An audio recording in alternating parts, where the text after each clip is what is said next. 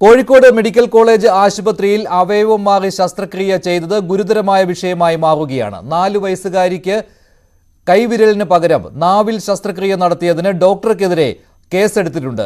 ഈ വിഷയത്തിൽ നിയമ നടപടിയുമായി മുന്നോട്ട് പോകുമെന്നാണ് കുടുംബം അറിയിച്ചിട്ടുള്ളത്. കഴിഞ്ഞ ദിവസം പരാതിയില്ല എന്ന് ആദ്യം കുടുംബം അറിയിച്ചെങ്കിലും പിന്നീട് ഈ വിഷയത്തിന്റെ ഗൗരവം കണക്കിലെടുത്തുകൊണ്ട് പരാതിയുമായി മുന്നോട്ട് പോവുകയാണ് ഈ കുടുംബം. പരാതി നടത്തിയ ഡോക്ടർ ബിജോൺ ജോൺസിനെതിരെ മെഡിക്കൽ കോളേജ് പോലീസാണ് കേസെടുത്തിരിക്കുന്നത്. ഡോക്ടറെ അന്വേഷണ വിധേയമായി സസ്പെൻഡ് ചെയ്തിട്ടുണ്ട്. വിരലിന് പകരം വായിൽ ശസ്ത്രക്രിയ നടത്തിയെന്ന് അറിയിച്ചിരുന്നില്ലെന്നാണ് കുട്ടിയുടെ അമ്മ പറഞ്ഞത്. വിരല് കട്ടയാനെ കയറ്റിയത്, പിന്നെ കൊണ്ടുവരുമ്പോൾ നാവിന്റെ ഇവിടെ ചോര കണ്ടിട്ടാണ് അറിഞ്ഞത് നാവിനെ ചോദനുള്ളത്. അന്നേരം തന്നെ പോയി ചോദിച്ചു. അപ്പോൾ പറഞ്ഞത് ഓൽക്ക് തെറ്റിപ്പോയി എന്നാ പറഞ്ഞത്. കുട്ടി കരഞ്ഞപ്പോൾ നാവിനടിയിൽ എന്തോ കണ്ട് അങ്ങനെ ചെയ്തെന്നാ പറഞ്ഞത്. ഇല്ല, ഓൾക്ക് അങ്ങനത്തെ ഒരു കുഴപ്പമുണ്ടായില്ല. നല്ല സംസാരിക്കുന്ന കുട്ടി തന്നെയാണ്. ആ കഴിഞ്ഞ് പിന്നെ കുറച്ച് 10 കഴിഞ്ഞപ്പോൾ കഴിക്കുകയും ചെയ്തു. അത് മുന്നോട്ട് കൊണ്ടുപോകാൻ തന്നെയാണ്. ഇനിയൊരു കുട്ടിയും ഇങ്ങനെ ഉണ്ടാവരുതല്ലോ. ഇല്ല, ഇപ്പൊ കുഴപ്പമില്ല. ഇനി ഭാവിയിലേക്ക് എന്ത് വരുമെന്നൊന്നും അറിയില്ല. സംസാരിക്കുമ്പോൾ ചെറുതായിട്ട് വേദന ഉണ്ടെന്ന് പറയുന്നുണ്ട്. വേറെ കുഴപ്പമൊന്നുമില്ല, സംസാരിക്കുന്നുണ്ട്. ഓൽക്ക് അബദ്ധം പറ്റിയെന്ന് തന്നെ പറഞ്ഞത്. ഗുരുതരമായ കാര്യം എന്നതിൽ യാതൊരു സംശയവുമില്ല. ഇപ്പോൾ അമ്മ പറയുന്നതനുസരിച്ചാണെങ്കിൽ ഇങ്ങനെ ശസ്ത്രക്രിയ നടത്തി എന്നുള്ള കാര്യം ആദ്യം അറിയിച്ചിട്ട് പോലും ഉണ്ടായിരുന്നില്ല എന്നാണ്. നാവിലും പ്രശ്നമുണ്ടായിരുന്നു, ടങ് ടൈ എന്ന കാര്യമുണ്ടായിരുന്നു. അതുകൊണ്ടാണ് ശസ്ത്രക്രിയ നടത്തിയത് എന്ന് ഡോക്ടർ ആദ്യം അറിയിച്ചിരുന്നു. പക്ഷേ കുട്ടിക്ക് അങ്ങനെ ഒരു പ്രശ്നം ഉണ്ടായിരുന്നില്ല എന്നാണ് അമ്മ പറയുന്നത്. ഇക്കാര്യത്തിൽ ആദ്യം പരാതി കൊടുത്തിരുന്നില്ല. അതിൽ ഡോക്ടർ ക്ഷമാപണവും നടത്തിയതാണ് ഇങ്ങനെയൊരു സംഭവം ഉണ്ടായതിൽ. അതിന് പിന്നാലെയാണ് സംഭവത്തിന്റെ ഗൗരവം കണക്കിലെടുത്ത് കുടുംബം നിയമ നടപടിയിലേക്ക് നീങ്ങിയത്. അതിനാലാണ് പോലീസിൽ പരാതി നൽകിയത്. മെഡിക്കൽ കോളേജ് പോലീസ് ഇപ്പോൾ ഡോക്ടർക്കെതിരെ കേസെടുത്തിട്ടുണ്ട്. വകുപ്പ് തല നടപടിയിലേക്കും കടന്നിട്ടുണ്ട് ആരോഗ്യവകുപ്പ്. കൂടുതൽ വിവരങ്ങൾ നൽകാൻ MS അനീഷ് കുമാർ ചേരുകയാണ് കോഴിക്കോട് നിന്ന്. അനീഷ്, ഒരു തരത്തിലും ന്യായീകരിക്കാൻ പറ്റാത്ത ഒരു സംഭവമാണല്ലോ ഇത്. പക്ഷേ ഇത്തരത്തിലുള്ള സംഭവങ്ങൾ ഉണ്ടാകുമ്പോൾ സാധാരണയായിട്ട് ആരോഗ്യവകുപ്പ് ഒരു റിപ്പോർട്ട് വാങ്ങി അതിന് അപ്പുറത്തേക്ക് ഒരു നടപടിയിലേക്ക് പോകുന്നത് വളരെ അപൂർവമാണ്. അടുത്തിടെയുള്ള എല്ലാ സംഭവങ്ങളിലും അങ്ങനെയാണ്. ഇതിലും അങ്ങനെയായി തീരുമോ? കുടുംബം ഇപ്പോൾ എന്താണ് പറയുന്നത്? അവർക്ക് മേൽ സമ്മർദ്ദം പോലും കാണുമല്ലോ ഈ അവസരത്തിൽ.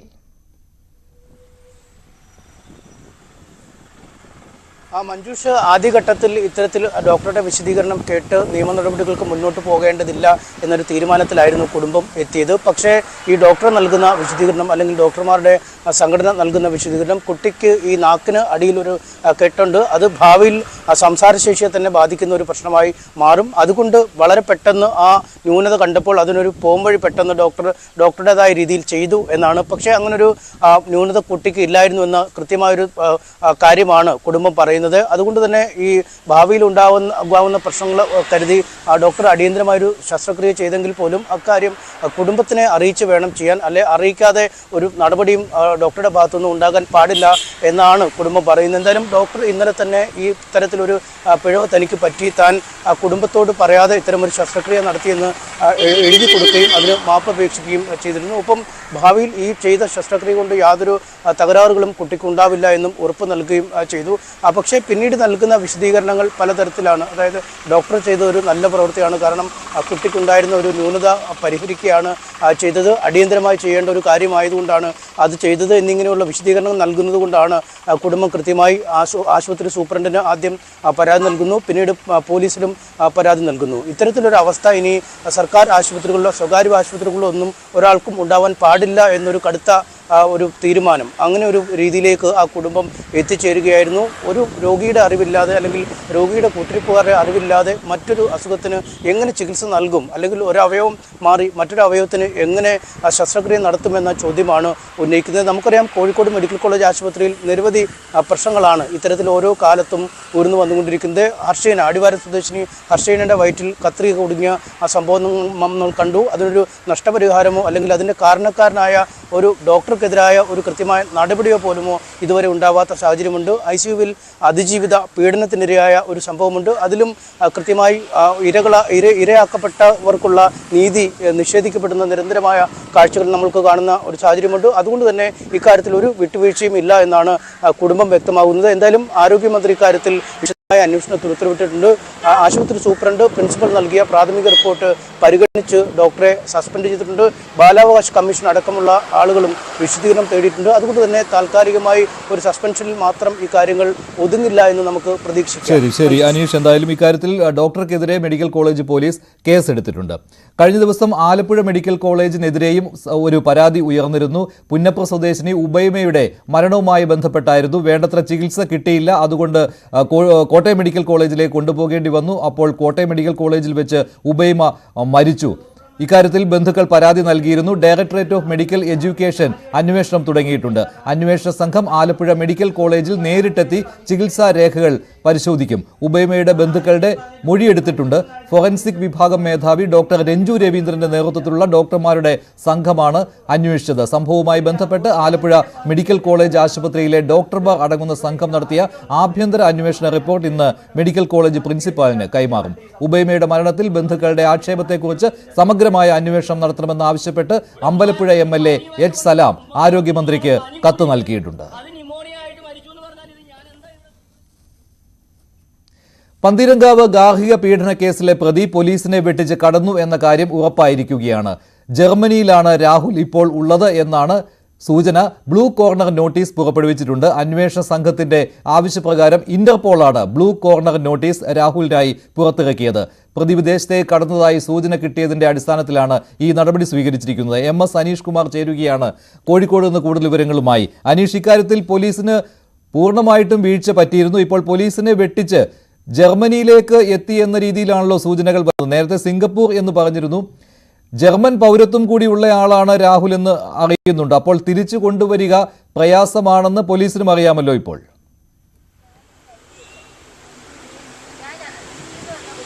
തീർച്ചയായും പോലീസിന്റെ ഒരു വീഴ്ച തന്നെയാണ് പ്രതിയെ ഇപ്പോൾ ജർമ്മനിയിലെത്താൻ സഹായിച്ചിരിക്കുന്നതെന്ന് നമുക്ക് നിസ്സംശയം പറയാം. ഇന്നലെ രാഹുൽ ഒളിവിലിരുന്നൊരു വീഡിയോ പുറത്തുവിട്ടിരുന്നു. അതിൽ താൻ വിദേശത്താണ് എന്ന് ചൂണ്ടിക്കാട്ടിയിരുന്നു. താൻ എവിടെയാണ് എന്നത് കൃത്യമായി ഇപ്പോൾ പറയാൻ കഴിയാത്ത ഒരു സാഹചര്യമാണ് എന്ന് വ്യക്തമാക്കിയിരുന്നു. എന്നാൽ പോലീസ് നടത്തിയ അന്വേഷണത്തിലാണ് ജർമ്മനിയിലേക്ക് എത്തിയിട്ടുണ്ട് എന്ന് മനസ്സിലാക്കുന്നത്. ആദ്യം കേരളത്തിൽ നിന്നും ബംഗളൂരുവിലേക്കാണ് പോയത്. ബംഗളൂരുവിൽ നിന്നും സിംഗപ്പൂരിലേക്ക് പോവുകയും അവിടെ നിന്ന് ജർമ്മനിക്ക് പോവുകയുമാണ് ചെയ്തിരിക്കുന്നത്. ഈ രാഹുലിൻ്റെ ഉറ്റ സുഹൃത്തായ രാജേഷ് എന്നയാളെ പോലീസ് ചോദ്യം ചെയ്തിരുന്നു. ഇയാൾ ഈ ഭാര്യയെ മർദ്ദിച്ച സമയത്ത് രാഹുലിൻ്റെ വീട്ടിലുണ്ടായിരുന്നു. അതിനുശേഷം പുലർച്ചെ ആശുപത്രിയിൽ കൊണ്ടുപോകുമ്പോഴും ഈ രാജേഷ് ഒപ്പമുണ്ടായിരുന്നു എന്നാണ് പോലീസിന് മനസ്സിലാക്കാൻ സാധിച്ചത്. എന്തായാലും ഇയാൾ പറയുന്നത് ഇതിനകം തന്നെ ജർമ്മനിയിൽ എത്തിച്ചേർന്നിട്ടുണ്ട് എന്നാണ്. അതുകൊണ്ടാണ് പെട്ടെന്ന് ബ്ലൂ കോർണർ നോട്ടീസ് പുറത്തിറക്കുന്നതിനുള്ള നടപടികൾ പൂർത്തിയാക്കി ഇന്റർപോളിനെ ഇക്കാര്യത്തിൽ സമീപിക്കുകയും ഒക്കെ ചെയ്ത്. നേരത്തെ ലുക്കൌട്ട് നോട്ടീസ് പുറത്തിറക്കി രാജ്യത്തെ മുഴുവൻ വിമാനത്താവളങ്ങളിലും അറിയിപ്പ് നൽകിയിരുന്നു. പ്രതി പുറത്തേക്ക് കടക്കാനുള്ള സാധ്യതയുണ്ട്, അതുകൊണ്ട് കൃത്യമായ ഒരു തടയുന്ന നടപടി ഉണ്ടാവണമെന്ന്. പക്ഷേ ഇതിനുശേഷം ഒരിടത്തു നിന്നും ഇത്തരം വിവരങ്ങൾ ലഭിച്ചില്ല. അതിനുശേഷം ഈ ലുക്കൌട്ട് നോട്ടീസിന് മുമ്പ് പ്രതി പുറത്തേക്ക് കടന്നോ എന്നും അന്വേഷിച്ചിരുന്നു. അതിനും കൃത്യമായൊരു മറുപടി ലഭിച്ചിട്ടില്ല എന്നാണ് മനസ്സിലാക്കാൻ കഴിയുന്നത്. പക്ഷേ ഇപ്പോൾ പോലീസിൻ്റെ നിഗമനം കൃത്യമായി ജർമ്മനിയിൽ എത്തിയിട്ടുണ്ട് എന്നാണ്. എന്തായാലും നാട്ടിലെ ഇയാളുടെ ബാങ്ക് അക്കൗണ്ടുകൾ പോലീസ് ഇതിനകം മരവിപ്പിച്ചു കഴിഞ്ഞിരിക്കുന്നു. ജർമ്മനിയിൽ നിന്നും ഈ പ്രതിയെ നാട്ടിലെത്തിക്കുന്നതിനുള്ള നടപടിക്രമങ്ങളുമായി ഇനി മുന്നോട്ട് പോകാനാണ് പോലീസ് ഒരുങ്ങുന്നത്. എന്തായാലും ജർമ്മൻ പൗരത്വമുണ്ട് ഇയാൾക്ക് എന്നാണ് കുടുംബം കഴിഞ്ഞ ദിവസം അറിയിച്ചത്. അങ്ങനെയെങ്കിൽ ജർമ്മൻ പൗരനായ ആളാണെങ്കിൽ മറ്റ് ഒരു നടപടികൾ കൂടുതൽ സങ്കീർണമാവും. എംബസി മുഖേനയും ഈ നയതന്ത്ര തലത്തിലെയും ഒക്കെ ചില ഇടപെടലുകൾ ഇക്കാര്യത്തിൽ വേണ്ടി വരും എന്നാണ് പോലീസ് തന്നെ അറിയിക്കുന്നത്. അങ്ങനെയെങ്കിൽ ഇയാളെ നാട്ടിലെത്തിക്കുന്നതിനുള്ള നടപടിക്രമങ്ങൾ കുറച്ചു നാളത്തേക്കെങ്കിലും വൈകാനുള്ള സാധ്യതകൾ മുന്നിൽ. മറ്റൊരു കാര്യം കൂടി, ഈ വിഷയത്തിൽ ഈ ഗാർഹിക പീഡനത്തിന് രാഹുലിന്റെ അമ്മയ്ക്കെതിരെയും കേസ് ഉണ്ടല്ലോ ഇല്ലേ? അവരെ കസ്റ്റഡിയിൽ എടുക്കുകയോ അങ്ങനെയുള്ള എന്തെങ്കിലും നടപടിയിലേക്ക് പോലീസ് പോകുന്നുണ്ടോ? അവരെ കസ്റ്റഡിയിൽ എടുക്കുന്നതിനുള്ള നടപടിക്രമങ്ങൾ പോലീസ് ആരംഭിച്ചിട്ടില്ല. ഇന്നലെ രണ്ടാമത് അവരുടെ മൊഴിയെടുക്കാൻ വീട്ടിൽ ഉച്ചതിരിഞ്ഞ് പോലീസ് എത്തിയിരുന്നു. അപ്പോൾ അവർ പുറത്തു പോയിരിക്കുകയായിരുന്നു എന്നാണ് മനസ്സിലാക്കാൻ കഴിയുന്നത്. ആ വീട്ടിൽ ആരും ഉണ്ടായിരുന്നില്ല, അതുകൊണ്ട് അവരെ മൊഴി രേഖപ്പെടുത്താൻ കഴിഞ്ഞില്ല. ഒരുപക്ഷെ ഇന്ന് വൈകുന്നേരത്തോടു കൂടി വീണ്ടും അവരുടെ മൊഴി രേഖപ്പെടുത്തുന്നതിനുള്ള നടപടികൾ ആരംഭിക്കുകയും ഒരുപക്ഷെ കസ്റ്റഡിയിൽ എടുക്കുന്നതിനുള്ള നീക്കങ്ങളും പോലീസിൻ്റെ ഭാഗത്തുനിന്നും ഉണ്ടാകുമെന്നാണ് അറിയാൻ കഴിയുന്നത്. കാരണം യുവതി നേരത്തെ നൽകിയ മൊഴിയിൽ ഒരു അടച്ചിട്ട മുറിയിൽ അമ്മയും രാഹുലുമായി ചർച്ചകൾ നടത്തിയിരുന്നു. ഈ ചർച്ചകൾക്ക് ശേഷമാണ് തന്നെ മർദ്ദിച്ചത് എന്ന് വ്യക്തമാക്കിയിരുന്നു. ഒപ്പം അമ്മ നേരത്തെ മാധ്യമങ്ങളോട് നമ്മളോടടക്കം പറയുകയും ചെയ്തിരുന്നു, തന്നെയും മകളെയും വീട്ടിൽ നിന്ന് ഇറക്കുന്നതിനുള്ള പ്രവർത്തനങ്ങളാണ് ഈ യുവതിയുടെ ഭാഗത്തു നിന്നും ഉണ്ടായത്. അതേ ചൊല്ലിയൊക്കെയാണ് ഈ തർക്കങ്ങൾ ഉണ്ടാവുകയും ഒക്കെ ചെയ്ത്. ഒപ്പം യുവതിക്ക് ചില സ്വഭാവ ദൂഷ്യങ്ങളുണ്ട് എന്നതടക്കമുള്ള കാര്യങ്ങളും പറഞ്ഞിരുന്നു. എന്തായാലും ഇതിൻ്റെയൊക്കെ അടിസ്ഥാനത്തിൽ വളരെ വിശദമായി തന്നെ അമ്മയെ ചോദ്യം ചെയ്യാനാണ് ഒരുങ്ങുന്നത്. ഒപ്പം അമ്മയും സഹോദരിയും ചോദ്യം ചെയ്യുക അല്ലെങ്കിൽ കസ്റ്റഡിയിൽ എടുക്കുക തുടങ്ങിയ നടപടികളിലേക്ക് പോലീസ് നീങ്ങിയാൽ അതൊരു സമ്മർദ്ദമായി രാഹുലിന് മേൽ ചൊലുത്താൻ കഴിയും. അങ്ങനെയെങ്കിൽ രാഹുലിനെ നാട്ടിലേക്ക് താമസിയാതെ എത്തിക്കാൻ കഴിയുമെന്ന ഒരു കണക്കുകൂട്ടലുമുണ്ട്. ശരി അനീഷ്, ഏതായാലും ഇക്കാര്യത്തിൽ പോലീസിന് തുടക്കത്തിൽ പറ്റിയ വീഴ്ച അത് ബുദ്ധിമുട്ടുണ്ടാക്കിയിരിക്കുകയാണ്. രാഹുൽ ജർമ്മനിയിലേക്ക് കടന്നു എന്ന് പോലീസിന് വിവരം കിട്ടിയിട്ടുണ്ട്. ഇന്റർപോൾ ബ്ലൂ കോർണർ നോട്ടീസ് പുറപ്പെടുവിച്ചിട്ടുണ്ട് രാഹുലിനായി. സ്ത്രീധന പീഡനങ്ങളിലെ ഈ നിലപാടുകളിൽ പോലീസിനെ രൂക്ഷമായി വിമർശിക്കുകയാണ് ആത്മഹത്യ ചെയ്ത നിയമ വിദ്യാർത്ഥിനി മൂഫിയ പർവീണിന്റെ പിതാവ്. സ്ത്രീധന പീഡനങ്ങളിലെല്ലാം പോലീസിന് മെല്ലെപ്പോക്ക് നയമാണെന്നാണ് അദ്ദേഹം പറയുന്നത്. പോലീസുകാർ പ്രതികളുടെ ബ്രോക്കർമാരായി ഇക്കാര്യങ്ങളിൽ പ്രവർത്തിക്കുകയാണ്. മകളുടെ മരണത്തെക്കുറിച്ചാണ് അദ്ദേഹം പറയുന്നത്. ഇക്കാര്യത്തിൽ കുറ്റപത്രം നൽകിയിട്ടുണ്ട്. പക്ഷേ അത് 1.5 വർഷമായിട്ടും ഒരു പബ്ലിക് പ്രോസിക്യൂട്ടറെ പോലും നിയമിക്കാതെയാണ്. മൂഫിയ പർവീണിന്റെ പിതാവ് ന്യൂസ് 18നോട് സംസാരിച്ചു. അദ്ദേഹത്തിന്റെ വാക്കുകൾ കേൾക്കാം. ഭർത്താവും ഭർത്തൃ വീട്ടുകാരും പീഡിപ്പിച്ചെന്നും പോലീസ് ഉദ്യോഗസ്ഥൻ മോശമായി പെരുമാറിയെന്നും ആരോപിച്ചായിരുന്നു മൂഫിയ പർവീൺ 2021 ആത്മഹത്യ ചെയ്തത്. ഈ സംഭവം വലിയ വിവാദമായിരുന്നു ആ സമയത്ത്. ജുഡീഷ്യറി ഇവർക്ക് ജാമ്യം കൊടുക്കുമ്പോഴൊക്കെ വളരെ ശ്രദ്ധിച്ച് കൊടുക്കുക. കാര്യം നിയമങ്ങളൊക്കെ ആയിരിക്കാം. ഇപ്പം എൻ്റെ ഈ 1, 2, 3 പ്രതികൾ ഏകദേശം എനിക്ക് 40-50 ദിവസം കൊണ്ട് ജയിലിൽ കിടന്നുള്ളൂ. അത് പുറത്തിറങ്ങി നമുക്ക് നിരന്തരമായ ശല്യമാണ് അവർ. നിരന്തരമായ ശല്യം എന്ന് പറഞ്ഞാൽ അവനെ ഭീഷണിപ്പെടുത്തി, അവനെ അങ്ങനെ പറഞ്ഞ് ഇങ്ങനെ പറഞ്ഞ് ഒരേ പ്രശ്നങ്ങളും എനിക്കും മകനും എൻ്റെ ഭാര്യയ്ക്കും എതിരെ നിരന്തരം കൊടുത്തുകൊണ്ടിരിക്കുകയാണ്. ഈ പുനരന്വേഷണം വേണമെന്ന് ഞാൻ സർക്കാരിലേക്ക് ആവശ്യപ്പെട്ടിട്ടുണ്ട്. കാരണം ഈ 3 പ്രതികളല്ല എന്ന് എനിക്ക് ഉത്തമ വിശ്വാസമുണ്ട്. അപ്പോൾ കൂടുതൽ തെളിവുകളൊക്കെ ആയിട്ട് കൊടുക്കണം എന്ന് പറഞ്ഞിട്ടുണ്ടെങ്കിൽ പുനരന്വേഷണം നടത്താൻ മിക്കവാറും ചാൻസ് ഉണ്ട്. പിന്നെ ഇതിൽ ഉൾപ്പെട്ട CL സുധീർ, അയാളിപ്പോൾ അർത്തിങ്കൽ SHO ജോലി ചെയ്യുന്നതാണ്. ഇപ്പം എന്താ അവസ്ഥ എന്താണെന്ന് എനിക്കറിയില്ല. അപ്പോൾ ആളൊക്കെ ഇതിനകത്ത് പ്രതിപ്പട്ടിയിൽ വരേണ്ട ആളാണ്. ഞാൻ എൻ്റെ മകളുടെ പരാതി കൊടുത്തത് അന്നത്തെ റൂറൽ SP കാർത്തികിനാണ്. കാർത്തിക് അത് താഴത്തേക്ക് DSPക്ക് അയച്ച്, DSP ആണ് CIക്ക് അയക്കുന്നത്. ഈ CIക്ക് ഉള്ള ഉത്തരവാദിത്തം അതേ ഉത്തരവാദിത്തോളം ഞാൻ മനസ്സിലാക്കിയെടുത്തോളം SPക്കും DSPക്കും ഉള്ളത്. പക്ഷെ അവരൊക്കെ വിദഗ്ധമായി രക്ഷപ്പെട്ടിരിക്കുകയാണ് ഇതിനകത്ത്. മൂഫിയ പർവീണിന്റെ ആത്മഹത്യയിൽ കുറ്റപത്രം നൽകിയിരുന്നു. പക്ഷേ ഇതുവരെ ഒരു പബ്ലിക് പ്രോസിക്യൂട്ടറെ പോലും നിയമിച്ചിട്ടില്ല. ഇതിൽ ആരോപണ വിധേയരായ ഭർത്തൃ വീട്ടുകാരും ഇപ്പോൾ ഭീഷണിപ്പെടുത്തുന്നുണ്ട് എന്നാണ് മൂഫിയ പർവീണിന്റെ പിതാവ് പറയുന്നത്. പോലീസുകാർക്കെതിരെയും ഒരു നടപടിയും ഉണ്ടായിട്ടില്ല.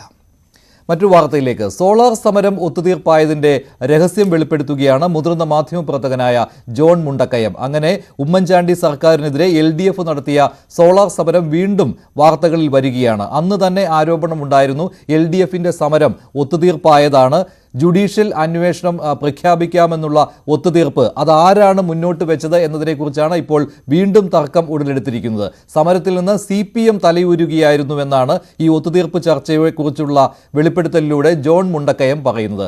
സമകാലിക മലയാളം വാരികയിൽ എഴുതിയ ലേഖനത്തിലാണ് ജോൺ മുണ്ടക്കയം ഇക്കാര്യം പറയുന്നത്. മറ്റൊരു കാര്യം കൂടി അദ്ദേഹം പറയുന്നു. ജോൺ ബ്രിട്ടാസ് വഴിയാണ് CPM ഒത്തുതീർപ്പിന് ശ്രമിച്ചതെന്നാണ് ജോൺ മുണ്ടക്കയം പറയുന്നത്. എന്നാൽ ഈ ആരോപണം ജോൺ ബ്രിട്ടാസ് തള്ളിക്കളഞ്ഞിരിക്കുകയാണ്. സമരം അവസാനിപ്പിക്കണമെന്ന് തിരുവഞ്ചൂർ രാധാകൃഷ്ണനാണ് ആവശ്യപ്പെട്ടതെന്നാണ് ജോൺ ബ്രിട്ടാസ് പ്രതികരിച്ചത്. തലസ്ഥാന നഗരത്തെ സെക്രട്ടേറിയറ്റ് സ്തംഭിപ്പിച്ചുകൊണ്ട് നടന്ന സോളാർ സമരം ഒത്തുതീർത്തത് പൊടുന്നനെ ഒരു സൃഷ്ടിട്ട പോലെ ആ സമരം അവസാനിച്ചത് വലിയ രാഷ്ട്രീയ വിവാദമായിരുന്നു. അതിൽ അന്നത്തെ ഭരണകക്ഷിയായ UDFും കോൺഗ്രസും അതുപോലെ തന്നെ പ്രതിപക്ഷത്തെ സമരം ചെയ്ത അത് നേതൃത്വം നൽകിയ CPMും തമ്മിലുള്ള ഒത്തുകളി നടന്നു. പല രാഷ്ട്രീയ നേട്ടങ്ങൾക്കായി ആ വിഷയം ഉപയോഗപ്പെടുത്തുകയായിരുന്നു ഇരു വിഭാഗവും എന്ന ആരോപണം. ഉമ്മൻചാണ്ടി രാജിവെക്കാൻ തയ്യാറായിരുന്നു. പക്ഷേ അത് സമരം അവസാനിച്ചതോടെ അദ്ദേഹം രാജിയിൽ നിന്ന് പിന്നോട്ട് പോയി. അതിനു പിന്നിൽ വലിയ രാഷ്ട്രീയ ഡീൽ നടന്നിരുന്നു എന്ന ആരോപണം ആ കാലത്ത് മുതൽ ഉയർന്നു കേട്ടതാണ്. ആരാണതിൽ, എന്താണ് അതിന്റെ ഡീൽ എന്ന കാര്യത്തിൽ വലിയ ആശയക്കുഴപ്പവും വലിയ അവ്യക്തതയും ആ ഘട്ടം മുതൽ ഉണ്ടായിരുന്നതുമാണ്. ഏതാണ്ട് മാസങ്ങൾക്ക് മുമ്പ് മുതിർന്ന CPI നേതാവ്, അന്ന് ഈ സമരത്തിനൊക്കെ മുന്നിൽ നിന്ന CPI നേതാവ് C ദിവാകരൻ പിണറായി വിജയന്റെ താൽപര്യപ്രകാരമാണ്, പിണറായി വിജയൻ ഇടപെട്ടാണ് സമരം ഒത്തുതീർത്തത് എന്ന ഒരു വെളിപ്പെടുത്തൽ ന്യൂസ് 18ലൂടെ നടത്തിയിരുന്നു. അതിനുശേഷം ഇപ്പോൾ മറ്റൊരു അവകാശവാദമാണ് മുതിർന്ന മാധ്യമപ്രവർത്തകരിൽ ഒരാളായ മനോരമയുടെ ദീർഘകാലം തിരുവനന്തപുരത്ത് പ്രവർത്തിച്ചിരുന്ന ജോൺ മുണ്ടക്കയം ഒരു അവകാശവാദവുമായി രംഗത്ത് വന്നിരുന്നത്. പറയുന്നത് ആ സമരം ഒത്തുതീർപ്പാക്കാൻ ഇടനില നിന്നത് താനാണ്. ജോൺ ബ്രിട്ടാസ് അന്ന് കൈരളി ടിവിയുടെ MD ആയിരുന്ന, ഇപ്പോഴും അദ്ദേഹം MD ആണ്, ഇപ്പോഴത്തെ രാജ്യസഭാ അംഗം കൂടിയ ജോൺ ബ്രിട്ടാസ് തന്നെ വിളിച്ചു. പിണറായി വിജയന്റെ CPI നേതൃത്വത്തിന്റെ നിർദ്ദേശപ്രകാരം ജോൺ ബ്രിട്ടാസ് തന്നെ വിളിച്ച് സംസാരിക്കുകയും താൻ ഉമ്മൻചാണ്ടിയുമായി ആ വിഷയം സമരം ഒത്തുതീർപ്പാക്കണമെന്ന CPI നേതൃത്വത്തിന്റെ അഭിലാഷം താൽപര്യം അറിയിക്കുകയും ചെയ്തു. അതിനെ തുടർന്ന് ഉമ്മൻചാണ്ടി പറഞ്ഞ ശേഷം കുഞ്ഞാലിക്കുട്ടിയുമായി കൂടിക്കാഴ്ച നടത്തി ആ വിഷയം ഒത്തുതീർക്കുകയായിരുന്നു. സമരം അങ്ങനെ CPM ആ സമരം അവസാനിപ്പിച്ച് പോവുകയായിരുന്നു. അതിൽ ചില ധാരണ പിശകുമൊക്കെ വന്ന കാര്യമൊക്കെ അദ്ദേഹം പറയുന്നുണ്ട്. മുഖ്യമന്ത്രി ഓഫീസിനെ അന്വേഷണ പരിധിയിൽ ആദ്യം കൊണ്ടുവന്നിരുന്നില്ല, പിന്നീട് CPM ആവശ്യപ്രകാരം അതുകൂടി ഉമ്മൻചാണ്ടി നടത്തിക്കൊടുത്തു. അങ്ങനെയാണ് സമരം തീർത്തത്. രണ്ട് മാധ്യമപ്രവർത്തകരുടെ ഇടനിലയിലാണ് ആ സമരം തീർത്തതെന്ന ഒരു അവകാശവാദമാണ് ജോൺ മുണ്ടക്കയം ഉന്നയിച്ചത്. എന്നാൽ അദ്ദേഹത്തിന്റെ ആരോപണത്തെ പൂർണ്ണമായും തള്ളി, ആ അവകാശവാദത്തെ പൂർണ്ണമായും തള്ളുകയാണ് ജോൺ ബ്രിട്ടാസ് MP ചെയ്തിരിക്കുന്നത്. അതായത് ഇടനില നിന്നുവെന്ന് ജോൺ മുണ്ടക്കയം പറഞ്ഞ എതിർഭാഗത്തുള്ളയാൾ ആ ആരോപണത്തെ പൂർണ്ണമായും തള്ളിക്കളയുകയാണ്. അതിനപ്പുറത്തേക്ക് ചില രാഷ്ട്രീയ നീക്കങ്ങൾ അവിടെ നടന്നുവെന്ന് ജോൺ ബ്രിട്ടാസ് സ്ഥിരീകരിക്കുകയും ചെയ്യുന്നുണ്ട്. ഏത് നിലയ്ക്കുള്ള ഒത്തുതീർപ്പിന് തയ്യാറാണെന്നും പ്രതിപക്ഷത്തിന്റെ ആവശ്യങ്ങൾ അംഗീകരിക്കാൻ തയ്യാറാണെന്നും ദയവ് ചെയ്ത് എന്തെങ്കിലും നിർദ്ദേശങ്ങളുണ്ടെങ്കിൽ അത് അറിയിക്കണമെന്നും CPI നേതൃത്വത്തെ തൻ്റെ ഈ മനോഗതം അറിയിക്കണമെന്നും അദ്ദേഹം ആവശ്യപ്പെടുകയാണ് ചെയ്തത്, നിർദ്ദേശിക്കുകയാണ് ചെയ്തത്. അല്ലാതെ ജോൺ മുണ്ടക്കയത്തെ ഞാൻ വിളിക്കുകയോ തിരുവഞ്ചൂർ രാധാകൃഷ്ണൻ ഞാൻ വിളിക്കുകയോ ചെയ്യുന്ന സംഭവമില്ല. ഏതായാലും കേരളത്തെ അത്രയധികം കേരളം ചർച്ച ചെയ്ത തലസ്ഥാനത്ത് സ്തംഭിപ്പിച്ച ഏറ്റവും വലിയൊരു സമരം വളരെ പെട്ടെന്ന് അവസാനിച്ചതിന് പിന്നിൽ എന്തോ നിഗൂഢ രഹസ്യമുണ്ട് എന്നത് വസ്തുതയാണ്. അത് ആര് പറയുന്നതാണ് അതിന്റെ യാഥാർത്ഥ്യം, എന്താണ് സംഭവിച്ചെന്ന കാര്യത്തിൽ ഇനിയും വസ്തുതകൾ പുറത്തു വരേണ്ടതുണ്ട്. വരും ദിവസങ്ങളിൽ സ്വാഭാവികമായും ഇതുമായി ബന്ധപ്പെട്ട കൂടുതൽ ചർച്ചകളുണ്ടാകും. എന്ത് ഡീലിന്റെ അടിസ്ഥാനത്തിലാണ്, എന്ത് ധാരണയുടെ അടിസ്ഥാനത്തിലാണ് സോളാർ സമരം അന്ന് അവസാനിച്ചതെന്ന രാഷ്ട്രീയ രഹസ്യം ഇനിയും പുറത്തു വരേണ്ടിയിരിക്കുന്നു.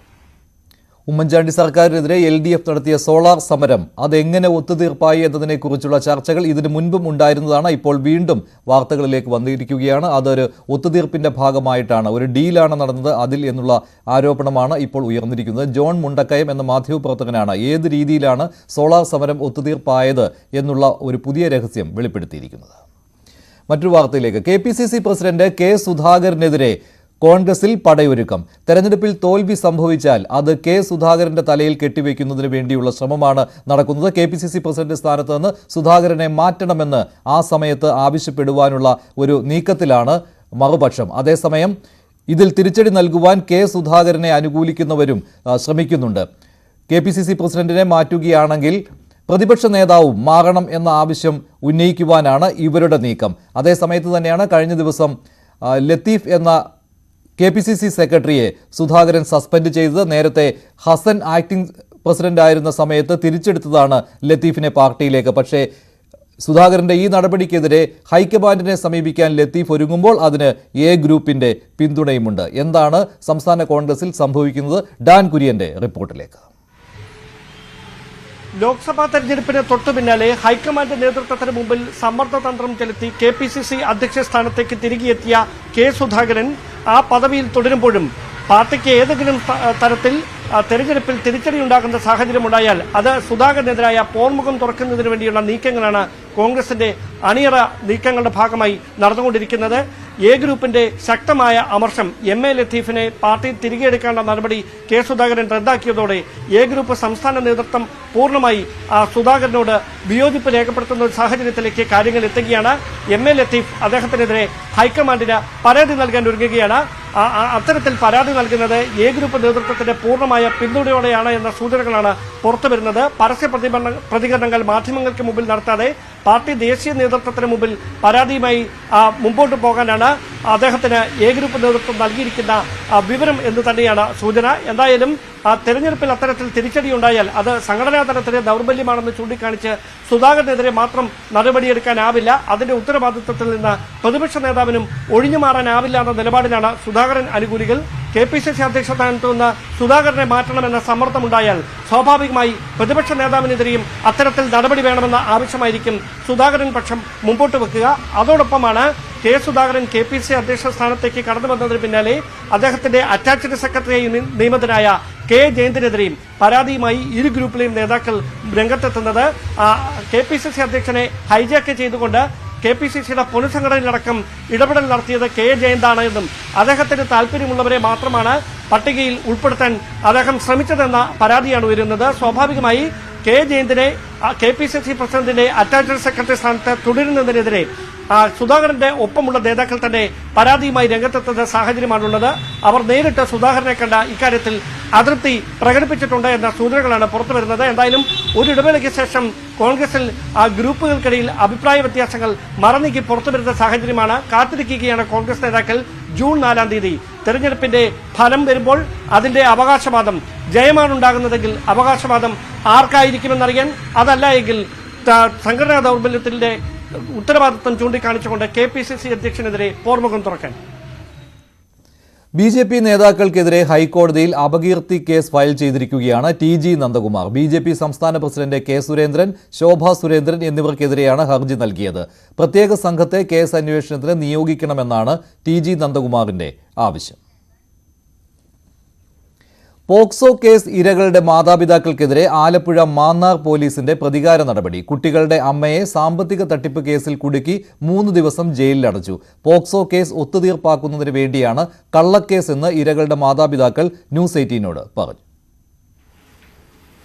പോക്സോ കേസിൽ ഇരകളായ 2 കുട്ടികളുടെ അച്ഛനും അമ്മയുമാണ് ഇപ്പോൾ എനിക്കൊപ്പമുള്ളത്. ഇവരുടെ 8ഉം 9ഉം വയസ്സുള്ള 2 പിഞ്ചു കുഞ്ഞുങ്ങളെ പീഡിപ്പിച്ചത് മുത്തശ്ശനാണ്. മുത്തശ്ശനെതിരെ പരാതിയുമായി ഇവർ, അതായത് ഈ അച്ഛനും അമ്മയും പോലീസിനെ സമീപിച്ചു, കോടതിയിൽ സമീപിച്ചു. പിന്നീട് മുത്തശ്ശന്റെ അറസ്റ്റ് ഉണ്ടായി. അറസ്റ്റിന് ശേഷം 30 ദിവസം ജയിലിൽ കിടന്ന ശേഷം മുത്തശ്ശൻ, അതായത് ഉന്നത ബന്ധമുള്ള മുത്തശ്ശൻ, ജാമ്യത്തിൽ പുറത്തിറങ്ങി. ഇതിൽ ഒരു കുട്ടിയെ പീഡിപ്പിച്ച കേസിൽ മാത്രമാണ് പോലീസിന്റെ ഭാഗത്തുനിന്നും കോടതിയുടെ ഭാഗത്തുനിന്നും നടപടി ഉണ്ടായത്. മറ്റൊരു കുട്ടിയെ പീഡിപ്പിച്ച കേസിൽ ചൈൽഡ് ലൈനിന്റെ പരാതിയുണ്ട്. ആ കേസിൽ പോലീസ് അനങ്ങാപ്പാറ നയം സ്വീകരിക്കുകയാണ്. അതിനുശേഷമുണ്ടായ സംഭവം കേരളത്തിലെ നമ്മുടെ നിയമവ്യവസ്ഥയെ, പോലീസ് സംവിധാനത്തെ അടക്കം ലജ്ജിപ്പിക്കുന്നതാണ്. അതായത് ഈ പരാതിക്കാരായ അച്ഛനെയും അമ്മയെയും പോലീസും നമ്മുടെ കോടതിയും അടക്കം വേട്ടയാടുന്ന സാഹചര്യമാണ് ഉണ്ടായത്. 2022 മാർച്ച് മാസമാണ് മക്കള് വീട്ടിലേക്ക് ഞങ്ങൾ വിടുന്നത്. അതായത് നിങ്ങൾ ആലപ്പുഴ മാവേലിക്കരയാണ് നിങ്ങളുടെ വീട്. നിങ്ങൾ ആ സമയം നിങ്ങൾ രണ്ടുപേരും, നിങ്ങൾ അച്ഛനും അമ്മയും ഡൽഹിയിലായിരുന്നു. ഇതിന് അവധിക്ക് വെക്കേഷനാണ് അവർ രണ്ടുപേരെയും നിങ്ങളുടെ അച്ഛന്റെ വീട്ടിലേക്ക്, നിങ്ങളുടെ തറവാട്ടിലേക്ക് വിടുന്നത്. അതെ അതെ, എൻ്റെ ഹസ്ബൻഡിന്റെ വീട്ടിലേക്ക് വിടുവാണ്. വിട്ടു. കുട്ടികളെ വിട്ടതിന് ശേഷം ഇങ്ങോട്ട് കുട്ടികളോട് കോണ്ടാക്ട് ചെയ്യാൻ എനിക്ക് പറ്റുന്നില്ല. ഫോൺ ചെയ്യുന്നുണ്ട്, സംസാരിക്കുന്നത് അച്ഛനും അമ്മയുമാണ്. മക്കൾ ബിസിയാണ്, അത് കളിക്കുവാണ്, അല്ലെ അവർ പഠിക്കുവാണ്, മലയാളം പഠിക്കുവാണ്, ഇങ്ങനെയൊക്കെയാണ് പറയുന്നത്. അതിനുശേഷം ഞാനൊരു 2 മാസത്തിന് ശേഷം ഞാൻ അവിടെ വീട്ടിൽ ചെല്ലുമ്പോഴത്തേക്കിന് കുട്ടികളാകെ ഡള്ള. അവർ സംസാരിക്കാൻ പറ്റുന്നില്ല. അവർക്ക് ഭയങ്കര പേടി, എപ്പോഴും മുറിയിലിരിക്കുക, ഭയങ്കര പേടിച്ചിരിക്കുക. അങ്ങനെ ഒരു ദിവസം മോൻ എന്നോട് പറയാണ്, അമ്മ മോളുടെ ബുക്ക് എടുത്ത് നോക്കുക. അനുഷു, എൻ്റെ മോള് ബുക്കിലെല്ലാം എഴുതി വെക്കുന്ന സ്വഭാവമുണ്ട്, അങ്ങനെ ബുക്ക് എടുത്ത് നോക്ക് എന്ന്. 3 മക്കളുണ്ട്, അതിൽ മൂത്ത മകനാണ് ഇത് പറഞ്ഞത്. 2 പെൺകുട്ടികളും ഒരു ആൺകുട്ടി. മോനാണ്. മോൻ ഇതൊക്കെ കണ്ടതാണ്. മോൻ ഇതെല്ലാം കണ്ടു. അങ്ങനെ ഞാൻ ബുക്ക് വായിച്ചു നോക്കുന്നു. ബുക്കിൽ അന്നേരം മോള് എഴുതിയേക്കുവാണ്, I hate grandfather and grandmother, please God save us from അച്ഛ, അമ്മ ആൻഡ് അവർ ഫാമിലി എന്നൊക്കെ പറഞ്ഞ് മോൾ അതിനകത്ത് എഴുതി വെച്ചിരിക്കുവാണ്.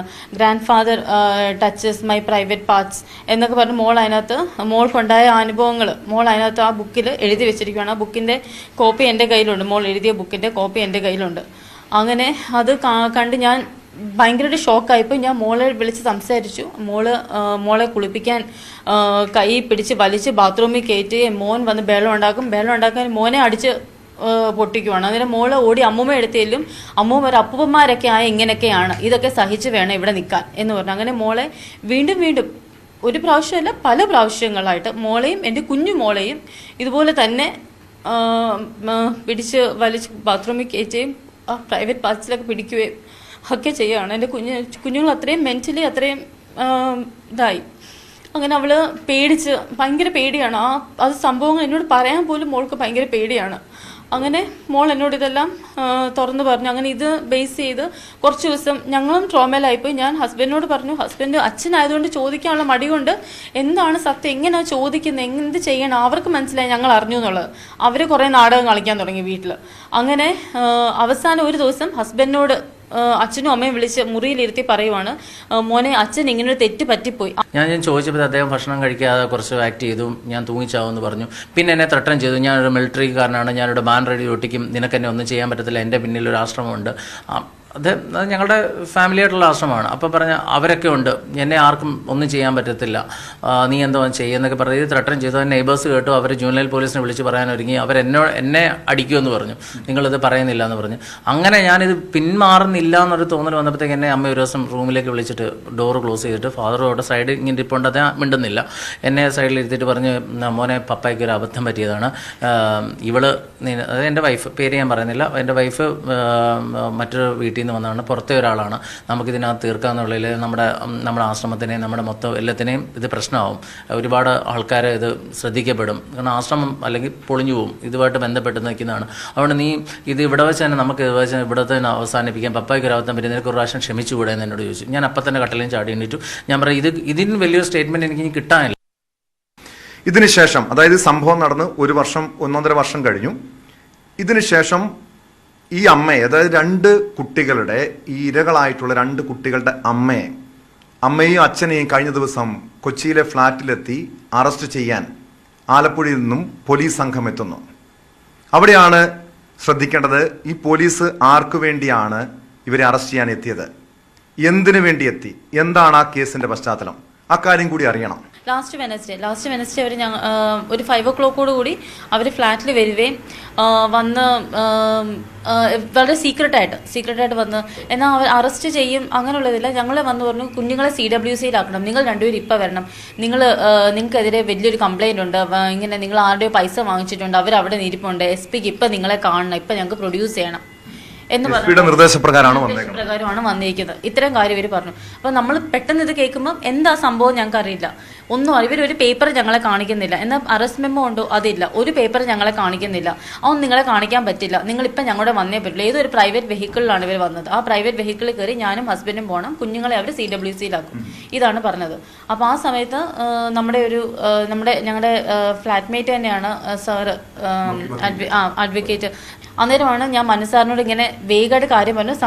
സാറ് വന്ന് അവരോട് സംസാരിക്കുകയും അങ്ങനെ അവസാനം ഹസ്ബൻഡിനെ കമ്പനിയിൽ ആരുമല്ല, എന്നാൽ ഹസ്ബൻഡ് വരണ്ട, ഹസ്ബൻഡ് ഒരു 41A നോട്ടീസ്, ആ നോട്ടീസിൽ FIR നമ്പർ, ഏതോ ഒരു പഴയ FIR നമ്പർ എഴുതി, അതുപോലും റോങ് നമ്പർ എഴുതിയിട്ട് ഹസ്ബൻഡ് കൊടുക്കുവാണ്, നിങ്ങൾ ഹാജരാവണം എന്ന് പറഞ്ഞു.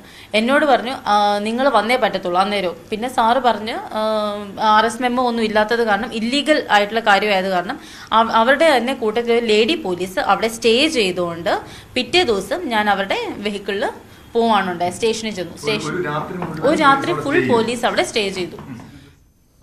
ആലപ്പുഴ മാന്നാർ സ്വദേശിയും റിട്ടയർഡ് മിലിറ്ററി ഉദ്യോഗസ്ഥനുമായ ആളെ രക്ഷിക്കാൻ പോലീസ് വഴിവിട്ട് ഇടപെട്ടതായാണ് ഈ പരാതി. ചൈൽഡ് ലൈൻ ഇടപെട്ടിട്ടും ആലപ്പുഴ പോലീസ് കേസ് ഒതുക്കാൻ ശ്രമിച്ചെന്നും കള്ളക്കേസിൽ കുടുക്കിയതിന് പിന്നിൽ അഡ്വക്കേറ്റ് ഫെനി ബാലകൃഷ്ണനാണെന്നും മാതാപിതാക്കൾ പറയുന്നുണ്ട്. നിലവിൽ ഒരു കുട്ടിയെ പീഡിപ്പിച്ച കേസിൽ മാത്രമാണ് കേസുള്ളത്, ആക്ഷൻ എടുത്തിട്ടാണ്. രണ്ടാമത്തെ ചൈൽഡ് ലൈൻ ആണ്. 2-3 കേസുകൾ ചൈൽഡ് ലൈൻ ആലപ്പുഴ അവർ കൊടുത്ത പരാതിയിൽ FIR ഉണ്ട്. പക്ഷെ അത് ഇപ്പോഴും അവരെ പോലും വിരട്ടി നിർത്തിയിരിക്കുകയാണ്. ആ 2 കേസ് ഇപ്പോൾ 1.25 വർഷമായിട്ട് ഇപ്പോഴും അങ്ങനെ തന്നെ വെച്ചുകൊണ്ടിരിക്കുക. അന്വേഷിക്കുക എന്ന് പറഞ്ഞുകൊണ്ടിരിക്കുകയാണ്. ഇദ്ദേഹത്തിൻ്റെ ഓപ്പോസിഷൻ ലോയർ എൻ്റെ വൈഫിനെ ഈ സംഭവം ബെയിൽ കിട്ടിയതിനെ വിളിച്ചിട്ട് പറഞ്ഞു, ഇതിൽ നിന്ന് പിന്മാറണം, ഇദ്ദേഹത്തിനെ ഈ കേസിന് കുറ്റമുക്തനാക്കിയാണ് കോടതി വിട്ടിരിക്കുന്നത്, നിങ്ങൾ ഈ നാടും വീടും വിട്ടുപോയിക്കണം. ഞാൻ ഏത് വക്കീലത്? ആ വക്കീലിൻ്റെ പേര് ഫെനി ബാലകൃഷ്ണൻ എന്നാണ്. അയാളെ വിളിച്ചിട്ട് പറഞ്ഞു, എൻ്റെ വൈഫിന് 21 കോൾ ചെയ്തു. 21 കോളിൻ്റെ റെക്കോർഡ്സ് ഞാൻ ഇപ്പം സാറിൻ്റെ കൊടുത്തിട്ടുണ്ട്. ആ കോൾ റെക്കോർഡ്സ് ഉണ്ട്. അറസ്റ്റ് ചെയ്തു. അദ്ദേഹം റിമാൻഡിൽ പോയി 30 ഡേയ്സിനുള്ളിൽ തിരിച്ചു വന്നു. 30 ഡേയ്സിൽ കോടതിയെ തെറ്റിദ്ധരിപ്പിച്ച ചില വിവരങ്ങൾ പറഞ്ഞിട്ടുണ്ട്. അതെല്ലാം നമ്മൾ അഡ്വക്കേറ്റ് ഫെനി ബാലകൃഷ്ണനെ കുറിച്ചാണ് ഇവർ ഈ ആരോപണം ഉന്നയിക്കുന്നത്. ഈ ഒത്തുതീർപ്പുണ്ടാക്കാൻ ശ്രമിച്ചത് ഫെനിയാണെന്ന്. അവരുടെ പരാതിയിൽ മേൽ അവരെ അറസ്റ്റ് ചെയ്ത് ഇപ്പൊ റിമാൻഡിൽ കഴിഞ്ഞ് വെളിയോട്ട് ഇറങ്ങിയതായിരിക്കും. എന്താ പരാതി എന്താണ് അതിനകത്ത് അവരെ നിന്നും പൈസ നിക്ഷേപമായിട്ട് എടുത്തിട്ട് ലോൺ സംഘടിപ്പിച്ച് തരാമെന്ന് പറഞ്ഞുകൊണ്ട് അവരുടെ പൈസ വാങ്ങിച്ചു. ആദ്യം ഒരു 5 ലക്ഷം രൂപ വാങ്ങിച്ചു. അതിനുശേഷം പിന്നീട് കുറച്ച് പൈസ കൂടെ കൂടുതൽ വേണമെന്ന് പറഞ്ഞ് ആവശ്യപ്പെട്ടിട്ട് ഒരു 4 ലക്ഷം കൂടെ വാങ്ങിച്ചിട്ട് ശേഷം പിന്നെ ഫോൺ എടുക്കാതെ വന്ന ശേഷം ഇവർ തിരിച്ച് ഫോൺ വിളിക്കുമ്പോഴൊക്കെ പേര് മാറ്റി പറയുക. അതായത് ബിജുക്കുട്ടൻ എന്നാണ് ഇവരുടെ ഭർത്താവിൻ്റെ പേര്, ഞാൻ സോളമനാണ്, അങ്ങനെയെന്ന് പറഞ്ഞ് പേരുകൾ മാറ്റി പറഞ്ഞ ശേഷം അവർ മാന്നാർ സ്റ്റേഷനിൽ എന്നെ ബന്ധപ്പെട്ടു. ഞാൻ അവരോട് മാന്നാർ സ്റ്റേഷനോട് ബന്ധപ്പെടാൻ പറഞ്ഞു. അങ്ങനെ അവർ മാന്നാർ സ്റ്റേഷനോട് ബന്ധപ്പെട്ട് പരാതി കൊടുത്ത് വിശദമായി മാന്നാർ പോലീസ് അന്വേഷണം നടത്തി ടവർ ലൊക്കേറ്റ് ചെയ്ത് അവരെ എറണാകുളത്ത് നിന്ന് അറസ്റ്റ് ചെയ്ത് കോടതിയിൽ ഹാജരാക്കി റിമാൻഡ് ചെയ്യുമായിരുന്നു. ഫെനി ഈ ത്രേസ്യാമ്മയുടെ പിന്നിൽ ഫെനി ആണെന്നുള്ളതാണ് അവർ പറയുന്നത്. ത്രേസ്യാമ്മയുടെ പേരിൽ എങ്ങനെയാണ് എനിക്കറിഞ്ഞു. അവർക്ക് പോയ പൈസ അവർ പരാതി കൊടുത്ത് അവരുടെ രേഖമൂലം എന്തായാലും ഒരാളെ കൊണ്ട് പരാതി കൊടുക്കാൻ എനിക്കിപ്പോൾ ശരണ്യെ കൊണ്ട് പരാതി കൊടുപ്പിക്കാനോ ശരണ്യയിൽ എന്തെങ്കിലും ഡോക്യുമെന്റ്സ് ഉണ്ടെങ്കിലല്ലേ പരാതി നിലനിൽക്കത്തുള്ളൂ. അവരെ വെട്ടിച്ചു തട്ടിപ്പ് നടത്തി അവർക്ക് ഫുൾ റെക്കോർഡ്സ് കോടതിയിൽ ഹാജരാക്കിയിട്ടുണ്ട്. മാന്നാർ പോലീസിൽ ഹാജരാക്കി അവരെ അന്വേഷണം നടത്തിയതിന് ശേഷമേ പ്രതി അറസ്റ്റ് ചെയ്യുള്ളൂ എന്ന് പറഞ്ഞു. ഈ കുട്ടികളുടെ മുത്തച്ഛന്റെ പോക്സോ കേസ് കൈകാര്യം ചെയ്യുന്നത് ഫെനിയാണോ? മുത്തച്ഛന്റെ പോക്സോ കേസിൽ കൈകാര്യം ചെയ്യുന്നത് ഞാനാണ്. അതിന്റെ സംഭവങ്ങൾ നിങ്ങൾ അറിയണ്ടേ? അതിനകത്ത് പറഞ്ഞാൽ ഈ തെലങ്കാനയിലെ കേസുകൾ ഏകദേശം ഒരു 3-4 കോടി രൂപയുടെ ബാധ്യതയുണ്ട് ഇവർക്ക്. അന്ന് മുതലേ ഈ പ്രായം ചെന്ന 2 മാതാപിതാക്കളെ അവർ ഈ സ്വത്ത് വിൽക്കണമെന്ന് പറഞ്ഞിട്ടുള്ള പ്രഷറൈസ് ചെയ്തുകൊണ്ടിരിക്കുകയാണ്. അതിന് അവർ വഴങ്ങിയില്ല. അവർ ചാവുന്ന വരെ അവിടെ കിടക്കട്ടെന്ന് പറഞ്ഞു. അത് അസഹനീയമായതിനു ശേഷമാണ് ഈ മാതാവ് എന്ന് പറഞ്ഞ ഈ പൊന്നമ്മ, അവർക്കിപ്പോൾ 70 വയസ്സുണ്ട്, ഈ കുട്ടെന്ന് പറഞ്ഞ ആൾക്കാർക്ക് 78 വയസ്സുണ്ട്. അവർ മജിസ്ട്രേറ്റ് കോടതി ചെങ്ങന്നൂരിൽ പോയി അവിടെ നിന്നൊരു DV ആക്ട് പ്രകാരം അവർക്കൊരു ഓർഡർ കിട്ടി. അതായത് ഈ മോനും മരുമോളും കൂടെ ഇവരെ പീഡിപ്പിക്കരുതെന്ന്. ഇത് ഒരു സെറ്റിൽമെന്റ് ആവാത്ത ഒരു സ്ഥിതി കിടന്നപ്പം തെലങ്കാനയിലോട്ട് ഇവർക്ക് പോകാനും പറ്റത്തില്ല. ഇവർ വീട്ടിൽ നിന്ന് ഉള്ളിലോട്ട് ഇറങ്ങത്തുമില്ലായിരുന്നു. തെലങ്കാന സെറ്റിൽഡ് ആയ ആളുകളാണ് ഒന്നുമല്ല. അവര് ഓരോ താവളങ്ങളാണ്. ഇപ്പം വേണ്ട അവര് മാന്നാറിലാണ് താമസിച്ചുകൊണ്ടിരുന്നത്. അവിടുന്ന് പിടിക്കപ്പെടുമെന്ന് അറിഞ്ഞപ്പോഴത്തേക്ക് അവര് താവളം എറണാകുളത്തേക്ക് മാറ്റി. അവിടെയൊക്കെ സ്ഥിരമായിട്ടൊരു സ്ഥലമൊന്നുമില്ല. അവർക്ക് ഇന്നിപ്പോൾ എറണാകുളം ആണെങ്കിൽ നാളെ തെലങ്കാന, അങ്ങനെ മാറി നിൽക്കുവരെ. അങ്ങനെ ആ പോലീസുകാരെ ടവർ ലൊക്കേറ്റ് ചെയ്ത് പിടിച്ചത്. ഈ സ്വത്തുക്കൾ കൈമാറ്റം ചെയ്യാത്തതുകൊണ്ടും വിരോധത്തിലാണ് ഈ പോക്സോ കേസ് കൊടുത്തത്. പോക്സോ കേസ് കൊടുത്തു കഴിഞ്ഞ് ഈ അച്ഛനെ ജയിലിനകത്ത് അടച്ചു. അടച്ച ശേഷം കേസുകളുണ്ട് പോക്സോയുമായി ബന്ധപ്പെട്ട് അത് പറയാം. ഒരു കേസ് രജിസ്റ്റർ ചെയ്തിട്ടുള്ളായിരുന്നു. ആ രജിസ്റ്റർ ചെയ്ത ശേഷം ഇവർക്ക് ഇദ്ദേഹത്തിന്റെ വാദം ഞാൻ പറഞ്ഞു, ഇവർക്ക് സിവിൽ കേസ് ഉണ്ടെന്നും മോന്റെ ഇങ്ങനെ സംഭവം ഉണ്ടെന്ന ശേഷം ഞാൻ കോടതിയെ ബോധിപ്പിച്ചു. കോടതി ആ ഗ്രൗണ്ട്സിൽ ഈ ഇദ്ദേഹത്തിന് ജാമ്യം കൊടുത്തു.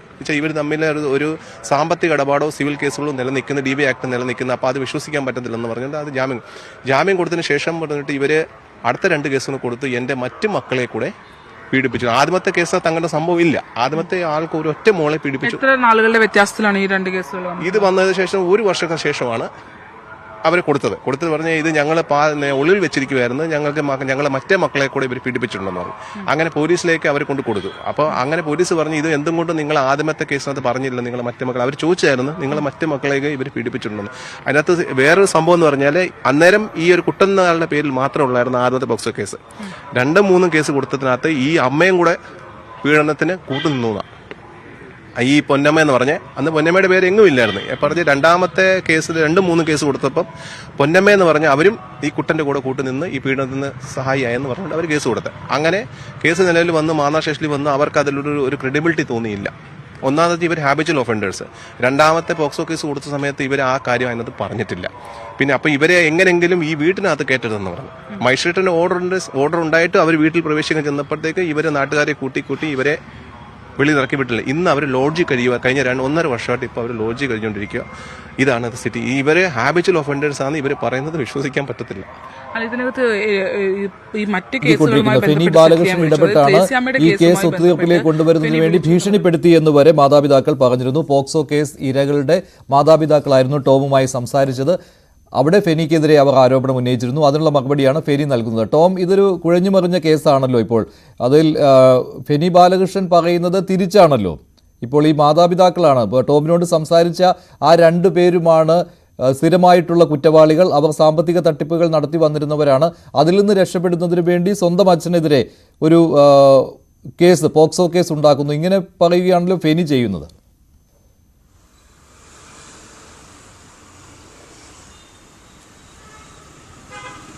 മഞ്ജുഷ, നമുക്കറിയാം ചില വക്കീലന്മാർ കേസ് ജയിക്കാൻ വേണ്ടി വേണമെങ്കിൽ ആടിനെ പട്ടിയാക്കുന്ന കഥകൾ പോലും നമുക്കറിയാവുന്നതാണ്. ഇവിടെയും അത്തരം സംഭവങ്ങൾ, കാരണം ഫെനി ബാലകൃഷ്ണൻ പ്രമാദമായ പല കേസുകളുമായി ബന്ധപ്പെട്ട് വിവാദ നായകനാണ്. അതുമായി അത്തരം പല സംഭവങ്ങളും നമുക്കറിയാവുന്നതാണ്. ഫെനി ബാലകൃഷ്ണനുമായി ബന്ധപ്പെട്ട പല ആരോപണങ്ങളൊക്കെ ഉയർന്നു വന്നതാണ്. ഈ കേസുമായി ബന്ധപ്പെട്ട്, അതായത് ആ കുട്ടികളുടെ അച്ഛനും അമ്മയും ഇതിനു മുൻപ് മാധ്യമങ്ങൾക്ക് മുന്നിൽ പ്രത്യക്ഷപ്പെട്ടിട്ടില്ല.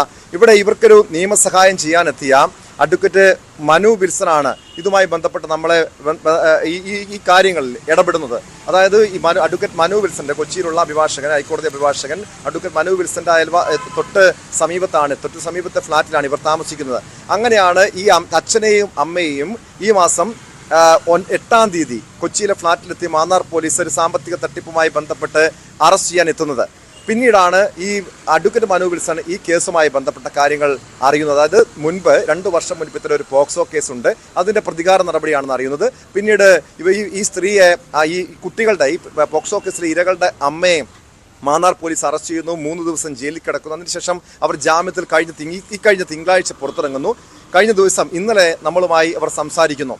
ഈ കേസുമായി ബന്ധപ്പെട്ട്, അതായത് 2022 മാർച്ച് മുതൽ ഓഗസ്റ്റ് വരെയുള്ള കാലയളവിലാണ് ഈ പീഡനം നടന്നതെന്ന് വളരെ വ്യക്തമായി തന്നെ പറയുന്നുണ്ട്. ആ ഒരു കൊച്ചു കുട്ടിയാണ്, അതായത് 8ഉം 9ഉം വയസ്സുള്ള കുട്ടിയാണ്. അതിന് ഡയറിയിൽ എഴുതി വെച്ച കാര്യങ്ങൾ മുത്തശ്ശൻ ഈ രീതിയിൽ സ്വകാര്യ ഭാഗങ്ങളിലടക്കം സ്പർശിച്ചു ഉൾപ്പെടെയുള്ള കാര്യങ്ങൾ ആ കൊച്ചു കുട്ടിയാണ് എഴുതി വെച്ചത്. ഇത് പോലീസിന്റെ കസ്റ്റഡിയിലുണ്ട്. നിലവിലെ കോടതിയിലെ കേസുമായി ബന്ധപ്പെട്ട വിചാരണ നടക്കുകയാണ്. മാത്രമല്ല ചൈൽഡ് ലൈൻ ഇത്തരം ഒരു പീഡനം നടന്നുവെന്ന് ചൈൽഡ് ലൈൻ തന്നെ റിപ്പോർട്ട് കൊടുത്തിട്ടുണ്ട്.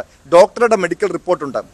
ഈ കാര്യങ്ങളെല്ലാം കൃത്യമായി പരിശോധിച്ച് തന്നെയാണ് ഈ 2ാമത്തെ കേസ്, അതായത് നേരത്തെ പറഞ്ഞു ഒരു കുട്ടി മാത്രമാണ് ലൈംഗിക ചൂഷണത്തിനിരയാ എന്ന് ഫെനി ബാലകൃഷ്ണൻ പറയുന്നുണ്ട്. അതുമാത്രമാണ്, പിന്നീടാണ് ഇവർ കെട്ടിച്ചമച്ച പുതിയൊരു കേസ് കൊണ്ടുവന്നതെന്ന്. മാത്രമല്ല ഈ തെലങ്കാനയിലെ കേസ്, തെലങ്കാനയിൽ ഒരു സാമ്പത്തിക തട്ടിപ്പുണ്ടെന്നൊക്കെ ഒരു പുതിയ കഥ സൃഷ്ടിക്കുന്നു. അതായത് തെലങ്കാനയിൽ കൺസ്ട്രക്ഷൻ കമ്പനി, മറ്റ് കൺസൾട്ടിംഗ് കമ്പനി അടക്കം അതിൻ്റെ ഉടമയാണ്, MD ആണ്, മാനേജിംഗ് പാർട്ട്ണറാണ് ഈ കുട്ടികളുടെ, പോക്സോ കേസിലെ കുട്ടികളുടെ ഈ അമ്മ, അതായത് നമ്മളോട് ഇന്നലെ സംസാരിച്ച ആ യുവതി. അവരും അവരുടെ സഹോദരനും ഒന്നിച്ചൊരു ബിസിനസ് ഉണ്ട്. അതുമായി ബന്ധപ്പെട്ട് അവർ തെലങ്കാനയിൽ മറ്റൊരു, അതായത് ഈ കേസുമായി ഈ ത്രേസ്യാമ്മ നൽകിയ പരാതിയുമായി ഇതിന് യാതൊരു ബന്ധവുമില്ല. തെലങ്കാനയിൽ ഇവർക്ക് മറ്റ് ഇടപാടുകളുണ്ട്, ബിസിനസ് ഇടപാടുകളൊക്കെ ഉണ്ട്. പക്ഷേ അവിടെയാണ് ഈ ത്രേസ്യാമ്മ എന്ന ഒരു കഥാപാത്രം ഇവിടെ അവതരിക്കുന്നത്, മാന്നാർ പോലീസ് സ്റ്റേഷനിൽ പരാതി കൊടുക്കുന്നത്. അവിടെയും ഫെനി ബാലകൃഷ്ണൻ, അതായത് പോക്സോ കേസിലെ പ്രതിയുടെ അഭിഭാഷകനാണ് ഈ ത്രേസ്യാമ്മയ്ക്ക് വേണ്ടി ഇടപെടുന്നത്, ത്രേസ്യാമ്മയ്ക്ക് വേണ്ടി ഹാജരാകുന്നത്. അക്കാര്യം ഫെനി ബാലകൃഷ്ണൻ തന്നെ വ്യക്തമാക്കുന്നുമുണ്ട്. ഈ ത്രേസ്യാമ്മ തൻ്റെ പക്കലാണ് എത്തിയത്, പിന്നീട് പോലീസ് സ്റ്റേഷനിൽ പരാതി കൊടുക്കാനൊക്കെ പറഞ്ഞുവെന്ന്. കൃത്യമായും ഈ കേസ് ഒന്ന് പരിശോധിച്ച് നോക്കിയാൽ ഇവിടെ ഈ ഇരകൾക്ക്, പോക്സോ കേസിലെ ഇരകൾക്ക് നീതി കിട്ടിയില്ല എന്ന കാര്യത്തിൽ യാതൊരു സംശയവുമില്ല. അങ്ങനെയാണെങ്കിൽ ഇത് ഫെനി ബാലകൃഷ്ണൻ സൂചിപ്പിച്ചത് കെട്ടിച്ചമച്ച കേസാണ് പോക്സോ കേസെങ്കിൽ അവിടെ അത് കോടതിയിൽ അത് തെളിയിക്കണം. പക്ഷേ ഇപ്പോഴും കോടതി ഈ കേസിൽ വിചാരണ നടക്കുന്നു. നേരത്തെ ഈ മുത്തശ്ശനെ അറസ്റ്റ് ചെയ്തതാണ്. ഈ വ്യക്തിക്കെതിരെ, അതായത് പ്രതിയായിട്ടുള്ള മുത്തശ്ശനെതിരെ ഇതിനു മുൻപ് ഇവരുടെ കുടുംബത്തിൽ തന്നെയുള്ള മറ്റൊരു സ്ത്രീ പരാതി കൊടുത്തിട്ടുണ്ട്. അതുമായി ബന്ധപ്പെട്ട ചില ആരോപണങ്ങളും ഈ കുടുംബം ഉന്നയിക്കുന്നുണ്ട്. അക്കാര്യം നമ്മൾ വിശദമായി പരിശോധിച്ചുകൊണ്ടിരിക്കുകയാണ്. ഏതായാലും ഫെനി ബാലകൃഷ്ണൻ പറയുന്ന കാര്യം വസ്തുതാ വിരുദ്ധമാണ് എന്ന് തന്നെയാണ് നമുക്ക് മനസ്സിലാക്കാൻ കഴിയുന്നത്. ശരി ടോം, എന്തായാലും ഫെനി ഈ 2 കേസിലും ഉൾപ്പെട്ടിട്ടുണ്ട് എന്ന കാര്യമാണ്. 2 കേസിലെയും അഭിഭാഷകൻ ഫെനിയാണ്. അതുകൊണ്ട് ഫെനിക്കെതിരെ തന്നെയാണ് ആരോപണം ഈ മാതാപിതാക്കൾ ഉന്നയിക്കുന്നത്. ഫെനി ഇടപെട്ടാണ് ഈ കള്ളക്കേസ് കെട്ടിച്ചമച്ചത് മാതാപിതാക്കൾക്കെതിരെയെന്ന്. ശരി, ടോം കുര്യാക്കോസാണ് വിവരങ്ങൾ നൽകിയത്.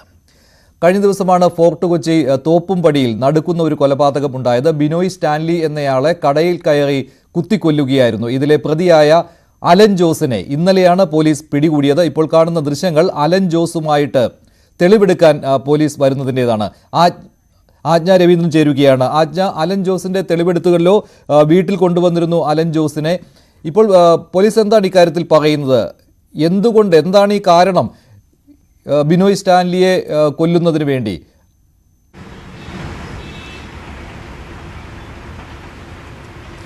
മഞ്ജുഷ്, ബിനോയ് സ്റ്റാൻലിയും ഭാര്യയും ഈ അലൻ ലഹരിക്ക് അടിമയായ ഒരാളാണ്.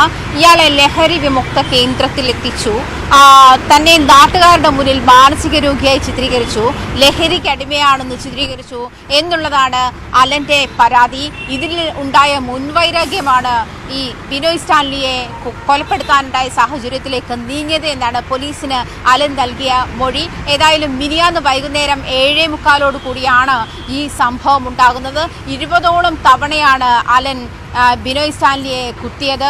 കൊല്ലാൻ തയ്യാറെടുത്ത് തന്നെയാണ് അലൻ ആ കടയിലെത്തിയതെന്ന് വ്യക്തമാണ്. ബിനോയ് സ്റ്റാൻലി മത്സ്യബന്ധന ഉപകരണങ്ങൾ വിൽക്കുന്ന ഒരു കടയിലെ സ്റ്റാഫാണ്. അവിടെ എത്തി അല്പനേരം അലൻ സംസാരിക്കുന്നു.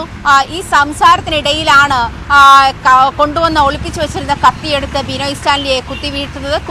ബിനോയ് സ്റ്റാൻലി പുറത്തേക്ക് ഇറങ്ങി ഓടാൻ ശ്രമിക്കുന്നുണ്ടെങ്കിൽ പോലും പിന്നിൽ നിന്ന് പിടിച്ച് വീഴ്ത്തിയ ശേഷം 10-20ഓളം തവണ ആഞ്ഞാഞ്ഞു കുത്തുകയായത്. മരണം ഉറപ്പിച്ച ശേഷമാണ് അലൻ ആ കട വിട്ടത് എന്നാണ് മനസ്സിലാക്കുന്നത്. അതിനുശേഷം അല്പനേരം കഴിഞ്ഞ് നാട്ടുകാരിൽ ആരുമാണ് കടയിൽ ഒരാൾ വീണ് കിടക്കുന്നു എന്ന് കണ്ട് പോലീസിലും പോലീസിൽ വിവരമറിയിക്കുന്നതും ബിനോയ് സ്റ്റാൻലിയെ ആശുപത്രിയിൽ എത്തിക്കുന്നതും പക്ഷേ ജീവൻ രക്ഷിക്കാനായില്ല എന്നൊരു സാഹചര്യത്തിലേക്ക് അത് എത്തുകയായിരുന്നു. എന്തായാലും അലന് മുൻവൈരാഗ്യം കൊണ്ട് തന്നെയാണ് ഈ ഒരു സാഹചര്യത്തിലേക്ക്, ഈ ഒരു കൊലപാതകത്തിലേക്ക് നയിച്ചത് എന്ന് വ്യക്തമാണ്. അലനെ ഇന്നലെ ഒളിവിൽ കഴിഞ്ഞ വീട്ടിലും അലന്റെ വീട്ടിലും എത്തിച്ച് തെളിവെടുപ്പ് നടത്തി. ഈ കത്തി വാങ്ങിയ നസ്രത്തിലുള്ള ഒരു കടയിൽ കൊണ്ടുപോയി തെളിവെടുപ്പ് നടത്തി. ഈ കൊലപാതകം നടന്ന കടയിലും എത്തിച്ച് തെളിവെടുപ്പ് നടത്തി കഴിഞ്ഞിട്ടുണ്ട്. അലൻ ജോസിന്റെ തെളിവെടുക്കുകയായിരുന്നു ഇന്ന് പോലീസ്. കാസർഗോഡ് കഴിഞ്ഞ ദിവസമാണ് ഉറങ്ങിക്കിടന്ന കുട്ടിയെ തട്ടിക്കൊണ്ടുപോയി ആഭരണങ്ങൾ കവരുകയും ലൈംഗിക അതിക്രമത്തിന് വിധേയയാക്കുകയും ചെയ്തത്. 10 വയസ്സുകാരിയായിരുന്നു തട്ടിക്കൊണ്ടുപോയത്. ഈ കേസിലെ പ്രതിക്കായിട്ടുള്ള തെരച്ചിൽ കഴിഞ്ഞ കുറച്ച് ദിവസമായി പോലീസ് നടത്തിക്കൊണ്ടിരിക്കുകയായിരുന്നു. ഇതിനിടെയാണ് ഒരു CCTV ദൃശ്യം പോലീസിന് കിട്ടിയത്. ഈ ദൃശ്യത്തിൽ ഒരാൾ നടന്നു പോകുന്നത് കാണാവുന്നതുമാണ്. ഈ ദൃശ്യങ്ങൾ ന്യൂസ് 18 പുറത്തുവിടുകയാണ്. നിലവിൽ അന്വേഷണ സംഘത്തിന്റെ കസ്റ്റഡിയിൽ ഒരാളുണ്ട്. അയാളുമായി സാദൃശ്യമുള്ള ആളാണ് ഈ CCTV ദൃശ്യത്തിലും ഉള്ളതെന്നാണ് പോലീസ് നൽകുന്ന സൂചന. അങ്ങനെയാണെങ്കിൽ അറസ്റ്റ് വൈകില്ല എന്ന സൂചനയും കിട്ടുന്നുണ്ട്. KV ബൈജു ഈ വാർത്തയുടെ കൂടുതൽ വിശദാംശങ്ങൾ നൽകും.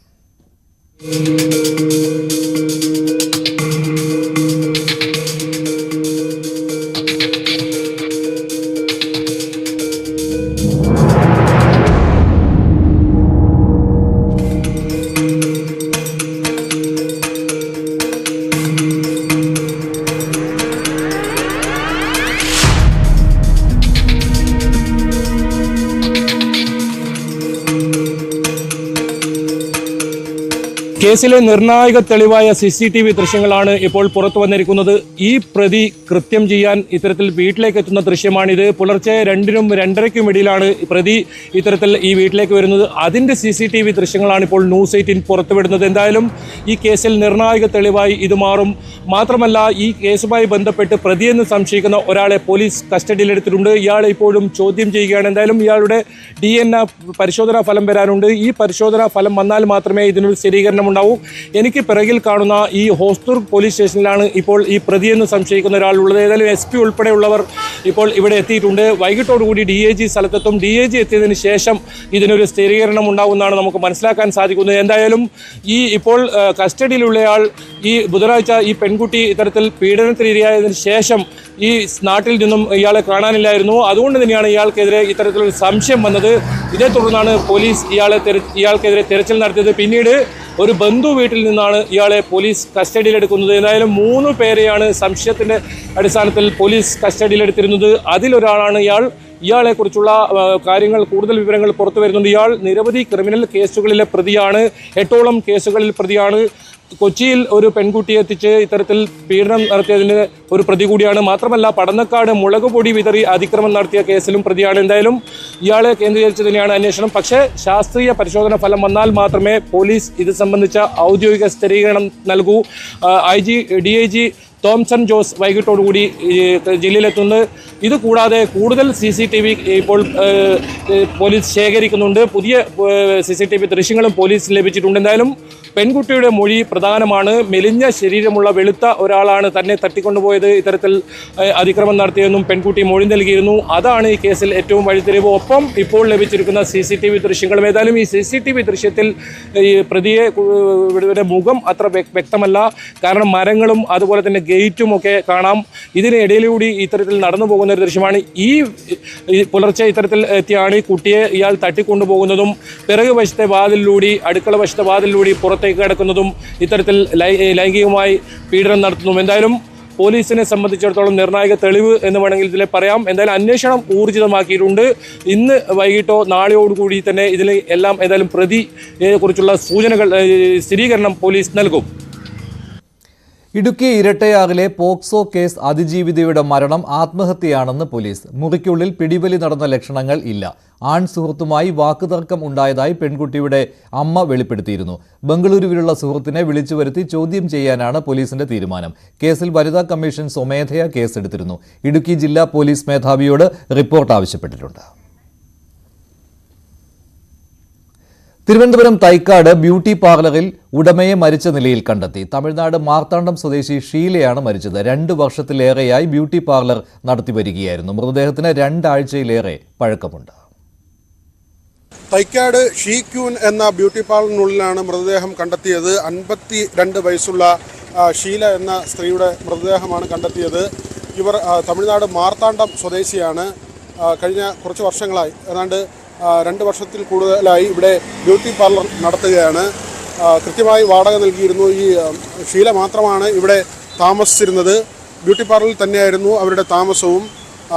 ഒരു മകൻ ഉണ്ട് എന്ന വിവരം നേരത്തെ തന്നെ ഈ കെട്ടിട ഉടമയോട് പറഞ്ഞിരുന്നു. അങ്ങനെ ഒരു മകൻ ഇടയ്ക്ക് വന്നു പോകും എന്ന വിവരമാണ് കെട്ടിട ഉടമയ്ക്ക് അറിയാവുന്നത്. കഴിഞ്ഞ ദിവസം ഈ കെട്ടിടത്തിന് മുകളിൽ തന്നെ മറ്റൊരു ട്യൂഷൻ ക്ലാസ് പ്രവർത്തിക്കുന്നുണ്ട്. ആ ട്യൂഷൻ ക്ലാസ്സിൽ എത്തിയവരാണ് ഈ റൂമിൽ നിന്ന്, ഈ അടച്ചു കിടക്കുന്ന മുറിയിൽ നിന്നുള്ള രൂക്ഷമായ ഗന്ധം ഇത് വന്നതിനെ തുടർന്ന് കെട്ടിട ഉടമയെ വിവരം അറിയിച്ചത്. തുടർന്ന് കെട്ടിട ഉടമ ഇവരെ ബന്ധപ്പെടുന്നതിന് വേണ്ടി ഫോണിൽ വിളിച്ചെങ്കിലും സ്വിച്ച് ഓഫ് ആയ നിലയിലായിരുന്നു. പിന്നീട് ഇവിടെ എത്തി വാതിൽ തുറന്ന് നോക്കുമ്പോഴാണ്, വാതിൽ പൊളിച്ച് നോക്കുമ്പോഴാണ് മൃതദേഹം കണ്ടെത്തുന്നത്. ഏതാണ്ട് 2 ആഴ്ചയോളം പഴക്കം മൃതദേഹത്തിനുണ്ട് എന്നാണ് ഇപ്പോൾ കണക്കാക്കുന്നത്. പോലീസ് തുടർ നടപടികൾ സ്വീകരിച്ചിട്ടുണ്ട്. മൃതദേഹം തിരുവനന്തപുരം മെഡിക്കൽ കോളേജിലേക്ക് മാറ്റാനുള്ള നടപടികളാണ് നടക്കുന്നത്.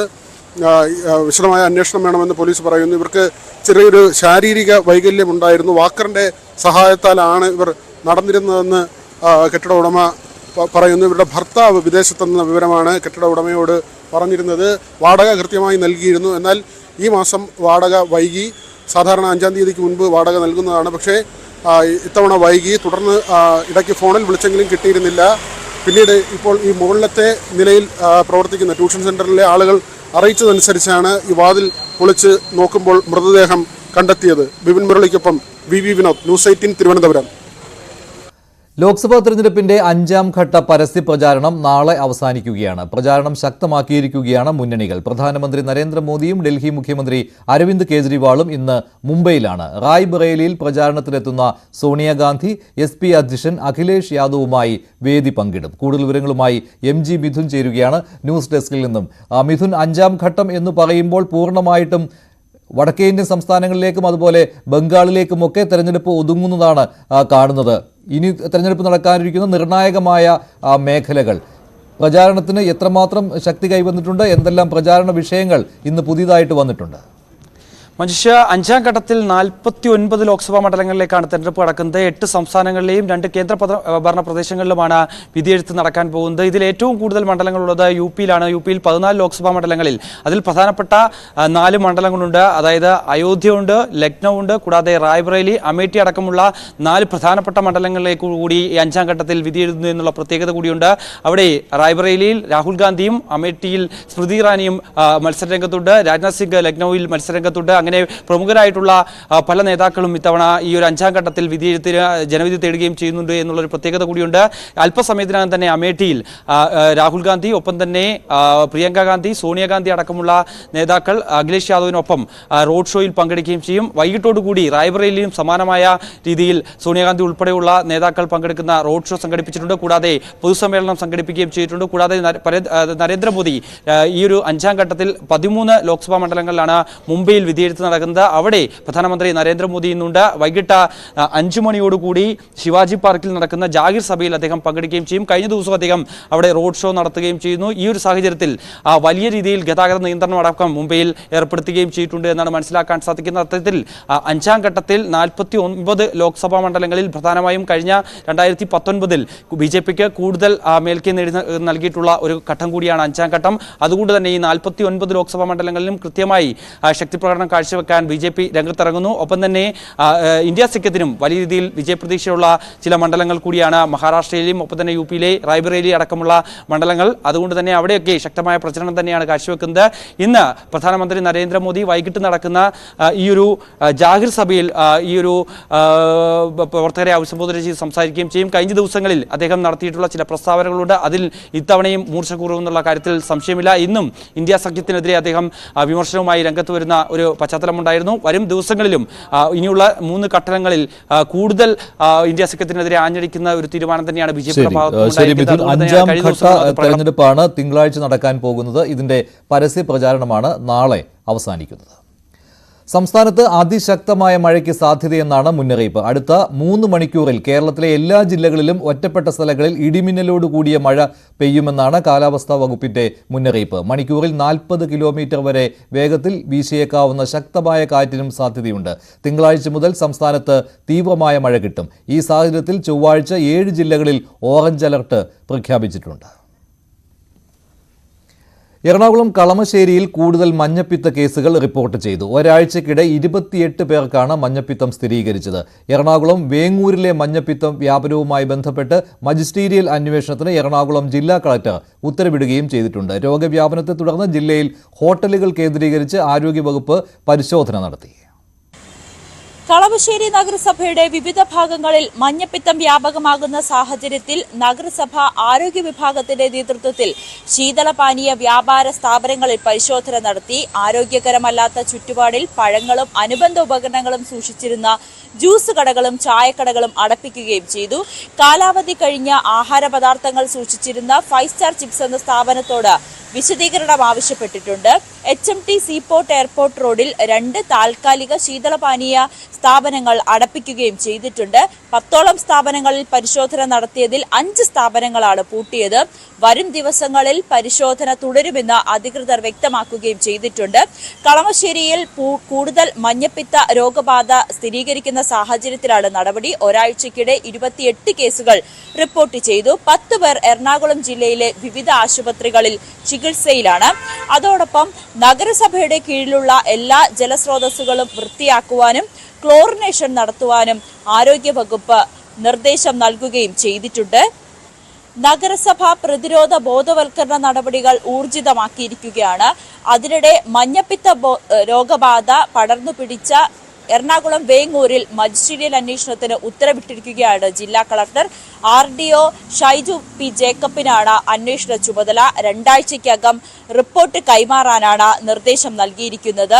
രോഗികളുടെ മരണകാരണം, മഞ്ഞപ്പിത്തം രോഗം വ്യാപിച്ചത് എന്തുകൊണ്ടാണ് എന്നീ കാര്യങ്ങളാണ് പരിശോധിക്കേണ്ടത്. അതിനിടെ വേങ്ങൂരിൽ രോഗം ബാധിച്ചവരുടെ എണ്ണം 200 കടന്നു. 6 പേരുടെ നില ഗുരുതരമായി തുടരുന്നു. കൊച്ചിയിൽ സ്വകാര്യ ബസ് ജീവനക്കാരുടെ ഗുണ്ടായിസം. യാത്രക്കാരുള്ള ബസ്സിനുള്ളിൽ ജീവനക്കാർ തമ്മിലടിച്ചു. കൊച്ചി നേവൽ ബേസിന് സമീപം ഇന്നലെ രാത്രിയായിരുന്നു ഈ സംഭവം. ഫോർട്ട് കൊച്ചിയിൽ നിന്ന് കാക്കനാട്ടേക്കും ചിറ്റൂരേക്കും സർവീസ് നടത്തുന്ന 2 സ്വകാര്യ ബസ്സുകളിലെ ജീവനക്കാർ തമ്മിലായിരുന്നു കയ്യാങ്കളി. ഓവർടേക്ക് ചെയ്തത് ചോദ്യം ചെയ്തതാണ് ഈ തമ്മിലടിക്ക് കാരണം. സംഭവത്തിൽ 6 പേർക്കെതിരെ കേസെടുത്തു. സ്വകാര്യ ബസ്സുകൾ തമ്മിൽ മത്സരയോട്ടവും കയ്യാങ്കളിയും കൊച്ചിയിൽ പതിവായിട്ടും കാര്യമായ ഇടപെടലുകൾ ഉണ്ടാകുന്നില്ല. എടവണ്ണ കൊയിലാണ്ടി സംസ്ഥാന പാതയിലെ മുക്കം വലിയ പറമ്പിൽ ബൈക്കും ടാങ്കർ ലോറിയും കൂട്ടിയിടിച്ചുള്ള അപകടത്തിൽ ബൈക്ക് യാത്രക്കാരന് പരിക്കേറ്റു. രാവിലെ 10 മണിക്കായിരുന്നു അപകടം. ഇന്ധനവുമായി വന്ന ടാങ്കർ ലോറി വലതുവശത്തുള്ള പെട്രോൾ പമ്പിലേക്ക് തിരിക്കുമ്പോഴാണ് ബൈക്ക് ഇടിച്ചത്. തോളലിന് പരിക്കേറ്റ ബൈക്ക് യാത്രക്കാരൻ ആശുപത്രിയിൽ ചികിത്സയിലാണ്. എറണാകുളം കാലടി മറ്റൂരിൽ ടിപ്പർ അപകടത്തിൽ നിന്ന് പെൺകുട്ടികൾ രക്ഷപ്പെട്ടത് തലനാരിഴയ്ക്കാണ്. ഗതാഗത കുരുക്കിൽ നിന്ന് മുന്നോട്ടെടുത്ത ടിപ്പറിന്റെ മുൻഭാഗം പെൺകുട്ടികളുടെ സ്കൂട്ടറിൽ തട്ടുകയായിരുന്നു. പെൺകുട്ടികൾ ഒഴിഞ്ഞുമാറിയതിനാൽ വലിയ അപകടം ഒഴിവായി. അപകടത്തിന്റെ CCTV ദൃശ്യങ്ങളാണ് ഇത്.